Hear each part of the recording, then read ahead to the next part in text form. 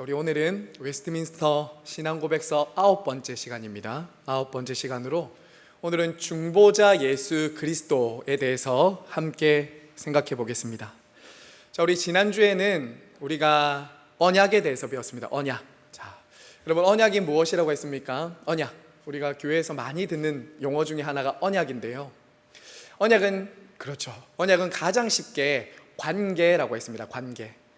하나님께서 사람과 어떻게 관계를 맺으시는가를 보여줄 때 성경은 언약을 맺는다라는 이런 말을 하고 있습니다. 그런데 죄로 인해서 타락한 인간이 어떻게 하나님과 관계를 맺을 수 있을까요? 이것이 중요한 것입니다. 지난주 우리가 잠깐 복습을 해보면요, 하나님과 인간 사이에는 너무나도 간격이 크기 때문에 인간이 감히 하나님과 관계를 맺을 수 없는 것이죠.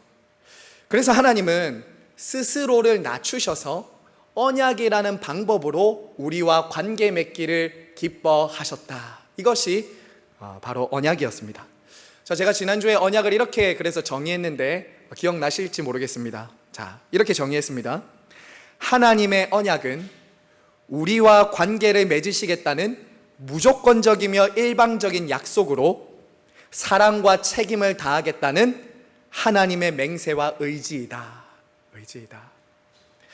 여러분, 하나님은 어떤 분이십니까?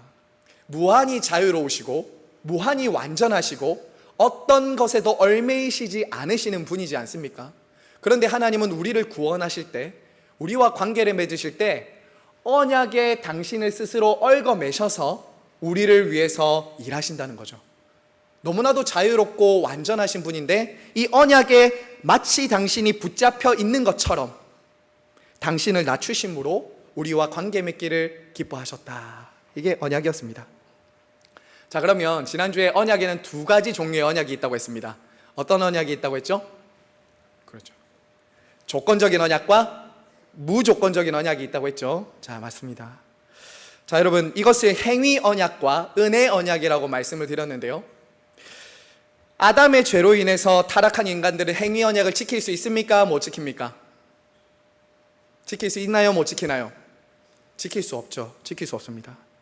그래서 누구도 행위로 하나님과의 관계를 유지할 수 있는 사람은 이 땅에 아무도 없습니다. 누구도 자기 자신의 의로운 행위로 하나님을 만족시킬 수 있는 사람은 없는 것이죠. 그래서 하나님이 어떻게 하십니까? 그들의 심판과 죽음 아래 그대로 두지 않으시고 둘째 아담이신 예수 그리스도를 통해서 새 언약을 맺으시는 거죠. 이것을 가리켜서 무엇이라고 했습니까? 은혜 언약. 이제 행위로 하나님과의 관계를 유지하는 것이 아니라 은혜 안에서 하나님과 우리 사이의 관계의 문이 열린 것이죠. 이게 은혜 언약입니다.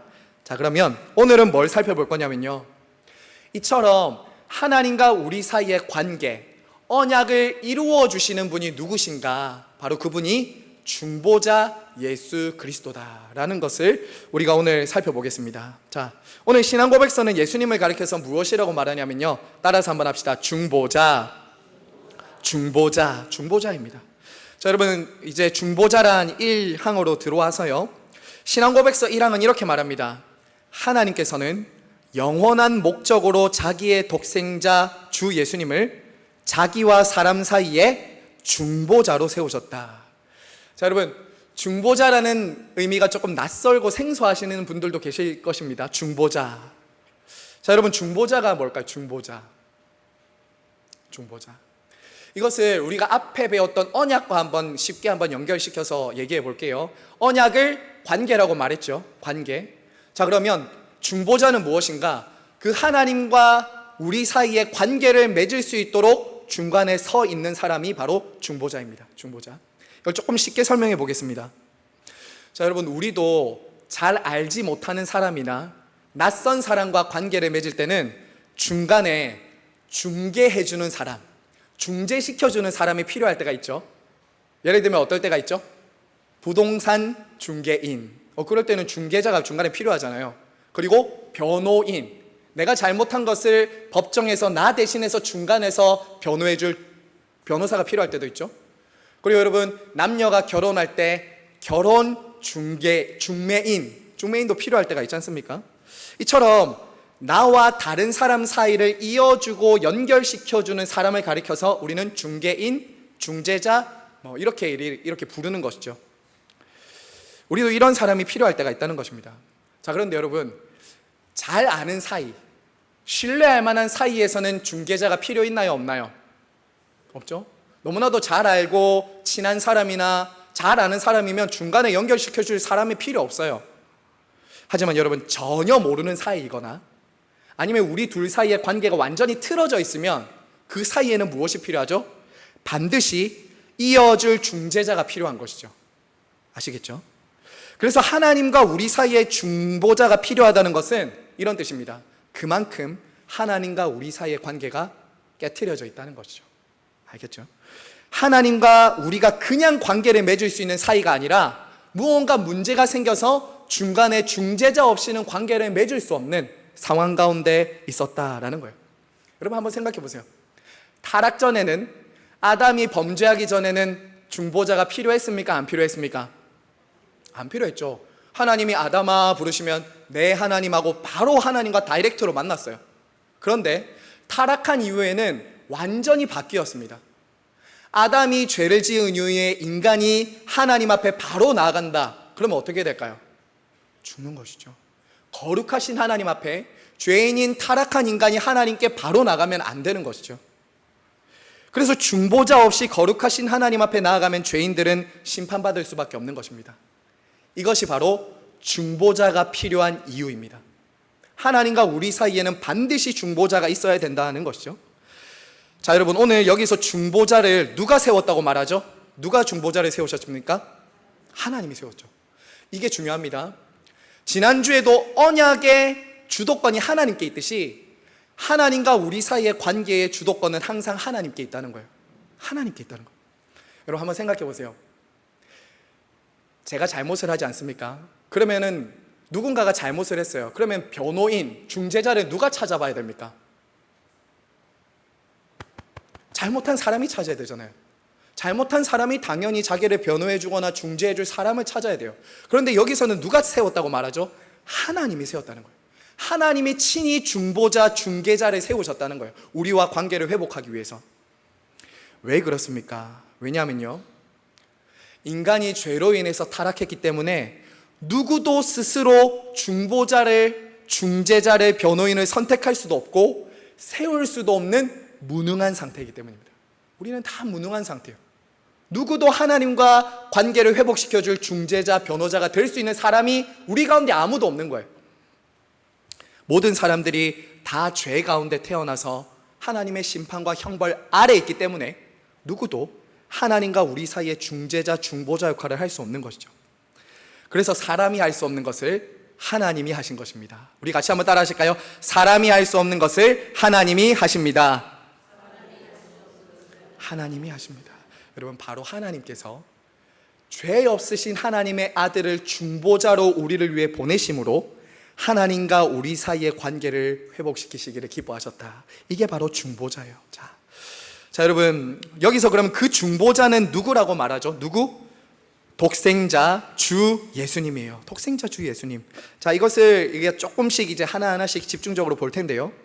예수님이 하나님과 우리 사이의 중보자가 되기 위해서는 반드시 그분은 하나님이셔야 됩니다. 반드시 하나님이셔야 돼요. 그분에게는 죄가 없어야 됩니다. 죄가 있으면 우리의 죄를 사해 줄 수 없으니까요. 그래서 그분이 독생자라는 것은 이런 뜻입니다. 하나님과 같은 본성을 가지신 분이라는 거예요. 하나님의 독생자라는 말은 그분은 참 하나님이시라는 말이에요. 하나님. 자, 이것을 제가 2항에서 조금 더 살펴보기로 하고요. 지금은 제가 두 번째로 중보자 예수님은 그리스도의 삼중직을 감당하셨다라는 것을 조금 더 살펴보겠습니다. 자, 이어서 1항에 보시면 뭐라고 되어 있습니까? 중보자 뒤에 선지자, 제사장, 왕으로 세우셨다. 자, 여러분, 이것을 가리켜서 그리스도의 삼중직이라고 말합니다. 그리스도의 삼중직. 자, 여러분, 저희가 이것을 예전에 마태복음 16장 설교를 했을 때 이 그리스도의 삼중직에 대해서 우리가 이미 배웠더랬습니다. 자, 다시 한 번 더 복습해 보겠습니다. 자, 그리스도께서 우리의 중보자가 되기 위해서 당신이 삼중직을 이루셨는데 그 삼중직은 무엇이 있었죠? 세 가지. 선지자, 제사장, 왕. 이 세 가지 역할을 하셔야지만이 그분은 온전한 중보자가 될 수 있어요. 그분이 어떻게 이 세 가지를 이루셨는가? 자, 우리 하나씩 한번 생각해 보겠습니다. 자, 예수님은 참 선지자로서 하나님의 말씀과 뜻을 우리에게 전하신 분이십니다. 예수님은 하나님이 보내신 참 선지자였다는 거예요. 자, 여러분, 그분이 참 선지자라는 말은요, 구약의 수많은 선지자들이 예언했던 그 예언을 성취하신 분으로서 그분은 참 선지자십니다. 자, 그리고 여러분, 구약의 선지자들은 어떻게 주로 하나님 말씀을 전했습니까? 하나님의 말씀을 전할 때 주로 이렇게 전했어요. 여호와 하나님께서 여러분들에게 이렇게 말씀하십니다. 여호와 하나님께서 당신들에게 심판을 말씀하십니다. 여호와 하나님께서 당신들을 구원하십니다. 이렇게 선지자들은 말했어요. 그런데 예수님은 그렇게 말 안 했습니다. 이렇게 말했죠. 내가 진실로 진실로 너희에게 말한다. 이렇게 말했어요. 예수님은 친히 누구의 어떤 그 사이에 그런 어떤 중개인이 필요하신 것이 아니라 그분이 하나님이셨기 때문에, 말씀의 주인이셨기 때문에 하나님은 진실로 진실로 내가 너희에게 말한다 했죠. 예수님은 하나님과 동등하신 분이셨기 때문이에요. 지금도 부활승천하신 예수님은 선지자 사역을 하고 계십니다. 지금도요. 교회의 말씀과 복음 사역을 통해서 지금도 선지자의 역할을 하고 있다라는 거죠. 자, 두 번째, 예수님은 완전한 대제사장이십니다. 자, 여러분, 제사장은 어떤 역할을 했습니까? 제사장은 하나님과 백성 사이의 중재자 역할을 했죠. 중재자 역할을 했습니다. 여러분, 구약의 대제사장들은요, 백성들의 대표였습니다. 백성들의 대표로 백성들의 죄를 가지고 희생 제물을 가지고 하나님 앞에 나아갔습니다. 그렇게 해서 하나님 앞에서 희생 제사를 드림으로 하나님의 진노를 누그러뜨리고 하나님과 백성들 사이의 관계를 회복시켜 줬어요. 이게 구약의 대제사장이 했던 역할입니다. 자, 그런데 구약의 대제사장들에게는 한계가 있었죠. 왜냐하면 죄를 지을 때마다 짐승을 잡아야 되는 거예요. 죄를 지을 때마다 짐승을 잡아야 되죠. 또 구약의 제사장들의 한계는 자기도 죄인인 거예요. 자기도 죄인이기 때문에 자기를 위해서도 희생 제사를 드리고 하나님께 나아가야 되는 이런 한계가 있었습니다. 자, 그런데요, 우리의 대제사장 되신 예수님은 어떠셨습니까? 죄 없으셨고 당신이 친히 희생 제물 되심으로 단번에 하나님 앞에서 우리의 죄를 해결해 주셨습니다. 믿으십니까? 우리의 죄에 대한 하나님의 진노와 형벌을 하나님이 직접 하나님의 아들 예수 그리스도께 담당시키심으로 그분이 대제사장이 되셔서 우리와 하나님 사이의 관계를 회복시켜 주신 것이죠. 그래서 여러분, 우리는 예배당 올 때 짐승 안 데리고 와도 됩니다. 그렇죠? 짐승 안 데리고 와요. 늘 새로운 제물을 드렸던 것처럼 제물 안 드려도 됩니다. 왜냐하면 그리스도께서 온전한 제물로 대제사장으로 우리를 위해 단번에 드리셨기 때문에, 당신을 단번에 드리셨기 때문에 우리는 예배할 때마다, 기도할 때마다 대제사장이신 예수님의 이름을 의지해서 나아가는 것이죠. 그럼 하나님은 다 받으시는 거예요. 지금도 우리 주님께서는 대제사장 역할을 하고 계십니다. 지금도요. 어디서요? 하나님 보좌 우편에서 우리를 위한 중보자 되심으로 지금도 허물과 죄가 많은 저와 여러분을 위해서 기도하고 계심으로 대제사장의 역할을 하고 계시죠. 자, 마지막 세 번째요. 끝으로 우리 예수님은 왕이십니다. 왕. 여러분, 왕의 제일 기본되는 역할은 무엇입니까? 그렇죠, 통치입니다. 자기 백성들을 돌보고 보호하는 역할입니다. 예수님은 지금도 당신의 백성들을 보호하고 돌보시는 왕이십니다. 여러분, 예수님이 이 땅에 오신 목적이 무엇이었습니까? 예수님의 이름의 뜻이 이거였죠. 아들을 낳으리니 이름을 예수라 하라. 이는 그가 자기 백성을 그들의 죄에서 구원할 자이십니다. 예수님은 자기 백성을 구원하고 하나님 나라를 세우기 위해 오신 분이십니다. 자기 백성을. 주님은 이제 이 세상 가운데서요, 이 세상 나라 가운데서 하나님의 백성들을 택하시고 부르셔서 말씀과 성령을 통해서 당신의 백성들을 인도하시고 보호하시고 다스리십니다. 그리고 당신의 교회인 우리들을 통해서 하나님의 뜻을, 하나님의 나라를 세워가시는 것이죠. 지금도 부활승천하신 예수님은 왕으로 다스리십니다. 지금도. 어떻게 해요? 교회에 말씀과 성령을 부어주심으로 이 땅에 하나님의 교회들 위해 말씀과 성령으로 찾아오셔서 우리를 인도하시고 보호하시고 다스리십니다. 그리고 마침내 왕이신 예수님은 다시 재림하셔서 다시 이 땅에 오셔서 온전히 당신의 나라와 왕국을 세워 가실 것입니다. 자, 여러분, 그래서 우리가 중보자 예수님을 믿는다라고 할 때는 이 세 가지, 왕이시며 제사장이시며 선지자의 역할을 감당하신 예수 그리스도를 중보자로 믿는다라는 것입니다. 자, 그러면 이제 세 번째로 넘어와서요. 자, 그러면 중보자이신 예수님이 하나님이시면서 인간이 되셨다라는 것을 우리가 조금 더 살펴봅시다. 2항에 보시면 이렇게 나와 있죠. 자, 2항을 한번 보겠습니다. 삼위일체의 두 번째 위격이신 하나님의 아들께서는 참되시고 영원하신 하나님이시며 아버지와 한 실체를 가지고 동등하시지만 때가 참에 사람의 본성을 취하셨는데 인성의 모든 본질적 속성과 사람에게 공통된 연약함까지 지니셨으나 죄는 없으시다. 자, 여러분, 중보자가 되려면요, 하나님과 인간 사이의 중재자, 중보자가 되려면 두 가지 조건을 만족시켜야 됩니다. 두 가지요. 첫 번째는 우리와 동일한 인간이 되셔야 됩니다. 두 번째는 인간을 구원할 능력이 있어야 됩니다. 그렇죠? 인간을 구원하기 위해서는 우리와 동일한 인간이 되어야 하며 인간을 구원할 능력이 있어야 된다고요. 자, 하지만 여러분 어떻습니까? 우리 중 누구도 인간을 죄로부터 구원할 사람은 아무도 없습니다. 예를 들어서 지금 여기가 조금 이렇게 예로 비유로 들기 좀 송구합니다만 이곳이 사형수들이 다 지금 잡혀있는 깜빵이라고 한번 생각해 보겠습니다. 감옥이라고 한번 생각해 보죠. 감옥이 있습니다. 여기는 지금 사형수들만 모여 있습니다. 자, 그런데 이제 사형을 집행하기 위해서 교도관이 찾아옵니다. 3281번 김영숙 사형 집행, 앞으로 나오세요. 앞으로 나오세요라고 안 하겠죠. 거의 친절해. 앞으로 나와 하겠죠. 앞으로 나옵니다. 그런데 옆에서 이제 정인숙 집사님 보시더니 아이고 웃자고 우리 영숙이 아직 젊은데 교도관님 제가 먼저 갈게예. 제가 먼저 영숙이보다 먼저 갈게예 하고 이렇게 말한다고 한다면 교도관이 정 집사님한테 뭐라고 말할까요? 좀만 기다리라. 니도 곧 간다. 이렇게 하지 않겠습니까? 왜요? 여긴 다 사형수들이 있는 곳이라고 했잖아요.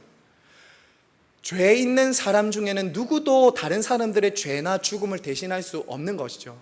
말씀드린 것처럼 타락한 인간을 죄로부터 구원할 수 있는 사람은 아무도 없는 거예요. 그래서 예수 그리스도께서 참 하나님이시면서 동시에 인간으로 완전한 죄 없으신 인간으로 오셨다라는 거예요. 자, 그래서 여러분, 예수님이 완전한 하나님이다라는 말의 첫 번째 증거는 이것입니다. 예수님이 어떻게 그러면 하나님이냐? 사람들이 누군가 묻는다고 하시면 저는 이렇게 대답합니다. 예수님 스스로가 당신이 하나님이라고 말했기 때문에요. 첫 번째는 이것입니다. 첫 번째 증거. 예수님 당신이 나는 하나님의 아들이며 하나님이다라고 말했어요. 여러분, 예수님이 빌립에게 이렇게 말씀하셨습니다. 하루는 빌립이 예수님께 찾아와서는 예수님, 하나님 아버지를 좀 보여주십시오. 하나님 아버지 좀 보여주세요. 이러니까 예수님 뭐라고 했냐면 이렇게 말했습니다. 나와 아버지는 하나이다. 네가 나를 보았으면 하나님도 보았거늘 왜 아버지를 보이라 하느냐라고 말했어요. 또 예수님은 이 땅에 오셨을 때 하나님 아버지와 굉장히 친밀한 관계 속에서 아버지, 나는 아들이다라는 것을 증언하셨어요. 그리고 여러분, 예수님이 말씀하실 때 아까 말씀드린 것처럼 예수님은 이렇게 말씀하셨죠. 내가 진실로 진실로 너희에게 말한다. 이 헬라어가 아멘 아멘이거든요. 아멘 아멘. 이 아멘은 진실로 이루어진다는 거예요. 하나님이 아니면 이런 말 할 수 없죠. 내가 하는 말이 반드시 이루어진다는 것을 사람 중에 누가 할 수 있겠습니까? 근데 예수님은 이렇게 말했다고요. 내가 진실로 진실로 너희에게 이루노니. 예수님이 하나님과 동일한 권위를 가지신 분이라는 것을 증명하신 거예요. 그래서 여러분, 아버지와 나는 하나다라는 말은요, 하나님과 예수님이 동등한 신성과 본성을 가지신 분이라는 거예요. 자, 그런데 여러분, 유대인들은 바로 이것 때문에 예수님을 십자가에 죽였죠. 하나님이라고 말하는 것 때문에 신성모독으로 예수님을 죽였습니다. 자, 그런데 여러분 한번 생각해 볼까요? 지금 저와 여러분 중에 누군가가 저기 하이마트, 여기 홈플러스죠. 홈플러스 앞에 가서 나는 하나님이다, 나는 하나님의 아들이야 라고 말하면 여러분 뭐라고 하시겠습니까? 그렇죠. 뭘 할지 당연히 알죠. 그러면 예수님이 나는 하나님이다, 나는 하나님의 아들이라고 말했는데 그 예수님의 증언은 우리가 어떻게 믿을 수 있을까요? 예수님이 하신 일을 보면 압니다. 예수님이 이 땅에서 하셨던 일을 기록한 복음서에 보면은 예수님의 하나님으로서 어떤 일을 하시는지 보여주셨어요. 어떤 일을 하셨죠? 예수님은 실제로 하나님만 하실 수 있는 권능과 권세를 보이셨어요. 바다를 잠잠하게 합니다. 병든 자를 고치십니다. 죽은 자를 살리십니다. 죄인들을 용서하시고 영생을 주십니다. 하나님이 아니면 할 수 없는 일을 예수님은 하셨다고요. 그리고 여러분, 그분은 우리의 죄를 대신하고 하나님과 우리 사이의 중보자가 되실 수 있는 유일한 길인 십자가를 지심으로 내가 하나님의 아들, 하나님이다 라는 것을 보여주신 거예요. 그래서 여러분, 예수님을 믿고 따른 모든 제자들은 무엇이라고 고백했냐면요, 예수님을 향해서 주는 그리스도시요 살아계신 하나님의 아들입니다 라고 믿고 고백한 거예요. 믿고 고백한 것입니다. 자, 그래서 예수님은 우리와 하나님 사이를 중보하기 위한 완전한 참 하나님이시다 라고 믿으셔야 합니다. 이것을 믿으셔야 돼요. 믿어지는 겁니다. 자, 그러면 두 번째요, 하나님은 우리의 중보자가 되기 위해서 참 하나님이시면서 동시에 참 인간이 되셔야 돼요. 인간. 자, 이 부분도 한번 설명해 볼게요. 예수님은 어떻게 인간이 되셨는가 우리 한번 생각해 보죠. 어떤 사람들이 이렇게 말합니다. 예수님은 몸만 인간이었고 영혼은 초월적인 하나님이셨다, 어떤 초인이었다라고 말하기도 해요. 하지만 이건 잘못된 것입니다. 예수님은 우리와 똑같은 완전한 몸을 가지고 우리 가운데 오셨어요. 그래서 여러분, 어떻게 예수님이 오셨죠? 성령으로 잉태되어 여인의 태에 10개월 동안 예수님은 계셨습니다. 10개월 동안 계셨어요. 영원하신 분이, 온 우주의 주인이신 하나님의 아들이 10달 동안 우리와 똑같이 여인의 뱃속에서 있었다고요. 그리고 태어나서 우리와 똑같이 자라는 과정, 공생의 과정을 거치셨어요. 공생애까지 예수님은 잘하셨어요. 성장기를 거친 거예요. 평범한 요셉의 아들로, 목수의 아들로 예수님은 평범하게 자라셨습니다. 그리고 예수님은 인간이라는 것을 어떻게 보이셨죠? 예수님도 길을 가다가 지치셨을 때는 목이 말라 목마르다 쉬기도 하셨어요. 그리고 배고픔을 느끼기도 하셨고요, 음식을 드시기도 하셨어요. 때로는 눈물도 흘리셨고 기뻐하기도 하셨어요. 예수님은 때로는 불의에 대해서는 분노하기도 하셨어요. 이처럼 예수님은 우리와 같은 희노애락을 느끼신, 우리와 똑같은 사람, 인간이 되셨다라는 거죠. 여러분, 이것이 큰 위로예요.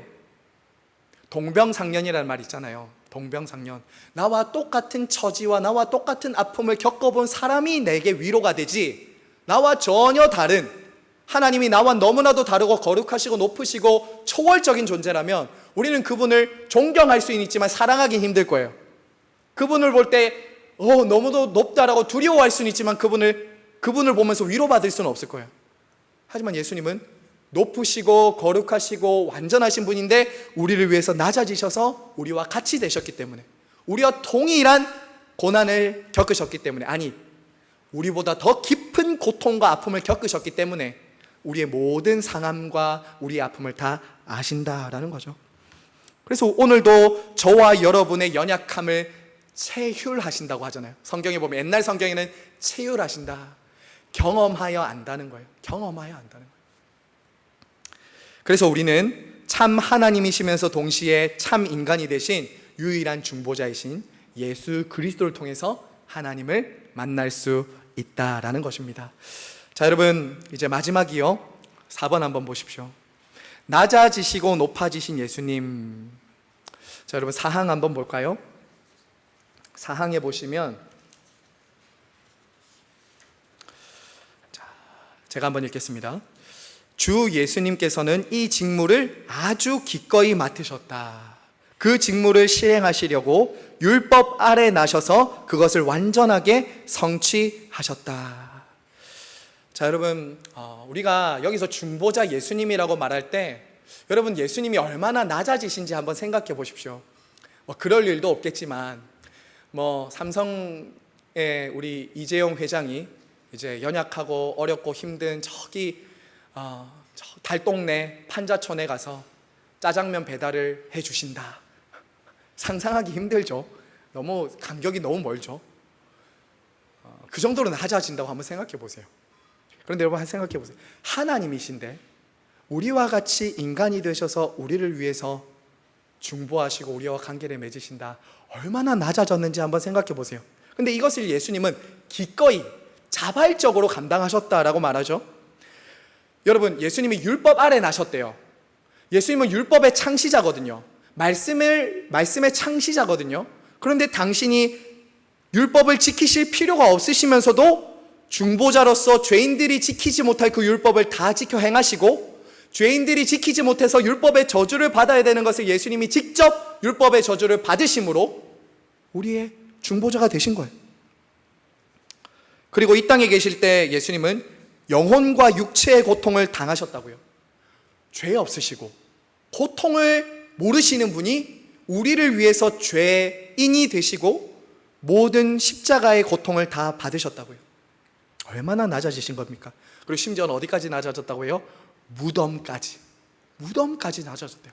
영원하신 하나님이 무덤에까지 들어가셨다는 거예요. 여러분, 상상이 안 되죠.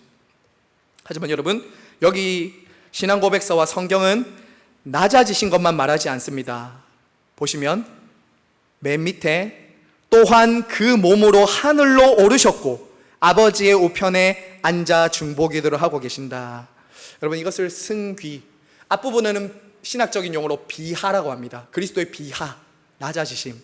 그리고 그리스도의 높아지심은 승귀, 이렇게 말하죠. 자, 여러분, 예수님은 부활 승천하셔서 지금은 이 세상의 어떤 분보다 높은 곳에서 우리를 위해서 중보하고 계십니다. 중보자의 사명을 감당하고 계세요. 높아지신 예수 그리스도에 대해서 신앙고백서는 이렇게 말하죠. 네 단어로 말합니다. 부활, 승천, 좌정, 심판. 그분은 높아지셨어요. 우리와는 너무나도 다른 무한히 높아지셨다고요. 그리고 특별히 우리를 위해서 무엇을 하고 있다고 말합니까? 우편에 앉아 중보기도 하신다. 중보기도 거기 동그라미 치십시오. 중보기도 하신다. 오전에도 저희가 중보에 대해서 잠깐 설명했죠. 지금도 이 땅을 살아가는 성도들의 가장 큰 위로는 이것입니다. 예수님이 나를 위해 기도하고 계신다. 예수님이 우리를 위해 기도하고 계신다. 여러분도 때로는 그럴 때 있잖아요. 어떤 성도님이 갑자기 오셔서는 집사님, 권사님, 제가 기도하고 있습니다. 제가 집사님, 권사님 왜 참 기도 오랫동안 생각날 때마다 계속 기도하고 있어요. 이 말만 들어도 위로가 되잖아요. 그런데 여러분, 예수님은 365일 우리가 태어나면서 죽을 때까지 우리를 위한 가장 좋은 중보자 되신다고요. 우리를 위해서 기도를 쉬지 않으시는 분이 바로 예수님이라는 거예요. 하나님의 아들로, 우리를 위한 주님으로 하나님 우편에서 우리를 위해서 중보하고 계시는 분이 계시다라는 것만큼 든든한 게 어디 있습니까? 그것만큼 위로가 되는 게 어딨냐라는 거죠. 그러므로 우리는 오늘도 중보자이신 예수 그리스도를 의지해서 하나님께 나아가 그분에게 아뢰고 만날 수 있는 것입니다. 자, 이제 말씀을 맺겠습니다. 오늘 우리는 이 중보자 예수 그리스도께서 참 하나님이시면서 동시에 참 인간이다에 대해서 배웠어요. 자, 그러면 제가 몇 가지 적용점을 좀 드리겠습니다. 우리가 이 그리스도께서 중보자 되시는 것이 나의 삶에 실제로 어떤 영향과 변화를 일으키는가, 제가 몇 가지 적용점 밑에 있는데요. 첫 번째, 우리 같이 한번 읽을까요? 시작. 그렇죠. 중보자 예수님께 감사와 찬양을 올려야 돼요. 하나님께 나아갈 수 있도록 우리의 중보자가 되신 예수 그리스도께 감사와 찬양을 해야 돼요. 왜냐하면요, 여러분, 우리 중에 누구도 중보자이신 예수님 없이 하나님 앞에 나아갈 수 없기 때문이에요. 나아갈 수 없기 때문이에요. 하나님께서 먼저 우리를 위해서 중보자를 세우지 않으셨더라면, 중보자를 보내주시지 않으셨더라면 우리 중 누구도 하나님과 관계 맺을 수 있는 사람은 없습니다. 하나님께 나아갈 수 있는 사람은 없어요. 그러므로 하나님과 주 예수님께 영광을 돌리시기를 바랍니다. 그분이 중보자를 보내주신 것에 감사해야 돼요. 두 번째 같이 한번 읽어주실까요? 시작. 죄인됨을 고백해야 됩니다. 죄인됨을 고백해요. 이 시간 우리가 얼마나 큰 용서와 사랑을 받았는지 생각하면서 죄인됨을 고백해야 됩니다. 여러분, 죄에 대해서 우리는 꽤 많이 가볍게 생각하는 경우가 있는 것 같아요. 여러분 한번 생각해 보세요. 우리의 죄는요, 하나님의 아들이 희생 제물이 되셔야 할 만큼 끔찍하고 악한 것이었습니다. 우리의 죄는 그냥 용서해 줄게, 덮어 줄게, 괜찮아 해야 될 것이 아니라, 죄는 하나님께서 당신의 아들을 십자가에 못 박아야 될 만큼 끔찍하고 악한 것이 죄였다고요. 여러분, 바로 그 죄가 하나님의 진노를 사는 거라고요. 저와 여러분이 하나님의 진노를 당하는 건 다른 것 때문이 아닙니다. 죄 때문이에요. 그래서 처음 예수님을 주님으로 영접할 때뿐만 아니라 성도들은 하나님 앞에 나아갈 때마다 부족함과 연약함과 죄인됨을 시인하면서 나아가는 거예요. 왜요? 오늘도 중보자 없이 하나님께 나아갈 수 없는 내가 죄인임을 알기 때문에, 연약한 죄인임을 알기 때문에 나아가는 것이죠. 그래서 여러분, 주기도문을 통해서 우리가 배워서 알듯이 날마다 우리의 육신의 필요를 위해서 양식이 있어야 하듯이 날마다 우리의 영혼을 위해서는 뭐가 필요하다고 했죠? 죄 사함의 기도가 있어야 된다 했잖아요. 죄 사함의 기도, 죄를 씻는 기도를 우리의 영혼을 위해서 해야 된다라는 거예요. 자, 세 번째 같이 읽어주실까요? 시작. 주님의 모습을 본받아야 됩니다. 중보자로서 참 하나님이셨지만 우리를 구원하기 위해서 당신을 낮추신 중보자이신 예수님의 마음을 품으셔야 됩니다. 여러분, 빌립보서 2장 5절은 이렇게 말합니다. 너희 안에 이 마음을 품으라. 우리 같이 한번 해주실까요? 시작. 너희 안에 이 마음을 품으라. 그것이 바로 이렇게 말합니다. 곧 그리스도 예수의 마음이니. 사랑하는 여러분, 이 본문이 어디에서 이렇게 시작됐는지 아시죠? 빌립보서 말씀을 보면 빌립보 교회 안에는 분쟁이 있었습니다. 다툼이 있었어요. 두 여자 성도 리더들의 다툼이었어요. 유오디게와 순두게가 하나 되지 못하고 서로 나뉘어져 있었다고요. 이때 두 사람에게 바울은 뭐라고 말하냐면요, 다툼이나 허영으로 하지 말고 오직 겸손한 마음으로 예수님의 마음을 품으라 라고 말합니다. 예수님의 마음을 품으라. 그리스도께서 당신을 비우셔서 종의 모습으로 낮추신 것처럼 서로 남을 나보다 낮게 여기고 겸손히 서로 섬기라 라고 말한 거예요. 여러분, 한번 생각해 보세요. 하나님으로서 우리를 위한 종이 되신 예수님을 생각할 때 우리가 어떻게 남보다 높아질 수 있습니까? 한번 생각해 보세요. 나는 저 사람보다 낫다라고 자기를 자랑할 것이 없는 거예요. 하나님이신 예수님이 당신을 낮추셔서 우리의 종이 되셨는데 내가 어떻게 다른 사람을 보다 주인 노릇하고, 내가 어떻게 다른 사람을 주관하려고 하고 다른 사람보다 내가 더 높은 곳에서 판단할 수 있겠냐라는 거죠. 오히려 그리스도의 낮아지심을 본받아 나보다 남을 낮게 여기고 서로를 귀히 여기고 존중하는 것이 성도들의 마땅한 모습일 줄로 믿습니다. 자, 마지막이요. 마지막 한번 읽어주세요. 시작. 맞습니다. 여러분, 저와 여러분은 이제 작은 중보자들이 되어야 됩니다. 여기서 말씀드리는 것은 제가 지난번에 말씀드린 것처럼 우리가 누군가의 죄를 대신하는 중보자는 될 수 없습니다. 그 유일하신 중보자는 예수님밖에 없어요. 우리가 누군가의 죄를 대속할 수는 없습니다. 그 대속자는 오직 예수 그리스도밖에는 없어요. 하지만 우리는 그 유일하시며 참되신 중보자를 의지해서 죄악 가운데 있고 넘어져 있는 지체들을 하나님께로 데려가는 작은 중보자는 될 수 있는 것이죠. 그를 예수 그리스도께로 데리고 가는 작은 중보자가 되어야 한다는 것입니다. 제가 오전 시간에 그래서 말씀드린 게 그거예요. 우리가 다른 사람들을 위해 기도하는 거죠. 다른 사람들을 위해서. 믿음에 떨어져 있고 하나님이 아닌 이 세상 가운데 나가서 실망하고 넘어져 있는 그 지체들을 위해서 우리가 기도하는 것, 이 작은 중보자가 되어야 한다는 것입니다. 사랑하는 우리 성도 여러분, 한 주간 동안 저와 여러분을 하나님과 이어주시는 중보자 대신 예수 그리스도를 자주자주 의지하며 부르시기를 바랍니다. 하나님과 우리 사이의 사닥다리가 되셔서 하나님과 우리 사이를 이어주시는 그 중보자이신 예수님께 감사하시면서 그분의 이름을 의지하고 그분을 닮아가고 그분을 의지해서 다른 사람과 하나님을 이어주는 작은 중보자의 사명 잘 감당하시는 저와 여러분 모두가 되시길 간절히 바라고 축복합니다. 이 시간 함께 찬양하고 기도하겠습니다. 우리 주님의 마음을 본받는 자